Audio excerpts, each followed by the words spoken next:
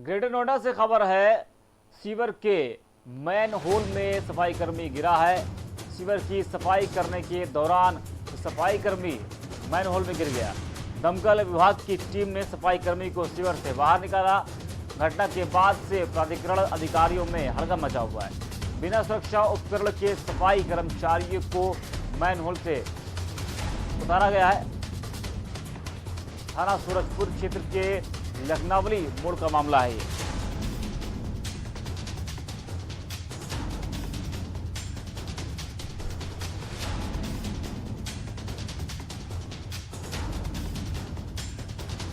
Greater Noida से खबर आपको हम बता रहे हैं, जहां सीवर के मैनहोल में सफाई कर्मी गिर गया।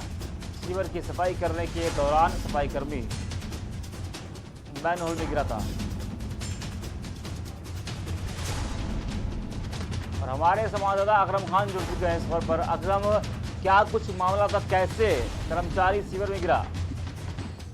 देखिए अब्दुल जी, ये पूरा ग्रेटर नोएडा के सूरजपुर थाना इलाके में लखनावली के इलाका है, जहां से चंद कदमों की दूर पर तमाम बड़े अधिकारियों के निवास हैं। और सबसे बड़ी दुर्भाग्य की बात यह है कि ग्रेटर नोएडा विकास प्राधिकरण लाख दावी करता हाईटेक होने के लिए कि आज जो घटना हुई है वो पूरी तरह से बताती है कि कहीं भी ये हाईटेक नहीं है और पुराने ढर्रे पे ही काम कर रही है। और आज एक दर्दनाक घटना ये हुई है कि एक सफाई कर्मचारी को बिना सुरक्षा उपकरण के ही उसे मैन हॉल में उतार दिया गया, जहां उसकी हालत बिगड़ गई और वो बुरी तरीके से गंभीर रूप से घायल हो गया। और मौके पर ही जैसे लोगों को सूचना मिली, उसके बाद दमकल की एक टीम पहुंची, उसने रेस्क्यू कर उस सफाई कर्मचारी को मैन हॉल से बाहर निकाला। आप तस्वीरों में देख सकते हैं। लेकिन जहां उसे अस्पताल ले जाया गया वहीं उसकी मृत्यु घोषित कर दिया गया है। इसके बाद परिवार में कोहराम मचा हुआ है और प्राधिकरण के जो अधिकारी हैं इस पूरे मामले को दबाने में लगे हुए हैं, क्योंकि बात जब निकली है तो दूर तक जाएगी। और जो पहली घटनाएं हुई थी, अब से पहले भी नोएडा प्राधिकरण में भी इस तरीके का मामला देखने को मिला था, जहां सफाई कर्मचारी सीवर में उतरने के बाद 2 से 3 सफाई कर्मचारी थे जिनकी मौत हो गई थी दर्दनाक। और इसी तरह की आज ये घटना दोबारा से सामने आई है, जिसमें एक कर्मचारी की मौत हो गई है और उसके परिवार में कोहराम मचा हुआ है। लेकिन सबसे बड़ा सवाल ये है कि बिना सुरक्षा उपकरणों के कैसे उस सफाई कर्मचारी को उतार दिया गया और इसके लिए कौन जिम्मेदार है और उन पर क्या कार्रवाई होगी। लेकिन ये सब महज खाना पूर्ति कर ली जाती है कार्रवाई के नाम पर, लेकिन दंडित किसी को नहीं किया जाता। ये एक बड़ी घटना है जिसका जवाब प्राधिकरण के अधिकारियों को देना होगा। और चाहे वो किसी भी हालत तक अपने आप का बचाव करें, लेकिन तस्वीरें बताती हैं कि कहीं ना कहीं प्राधिकरण की बड़ी चूक थी, जिसका खामियाजा इस सफाई कर्मचारी को भुगतना पड़ा है और उसकी दर्दनाक मौत हो गई है। जी अब्दुल।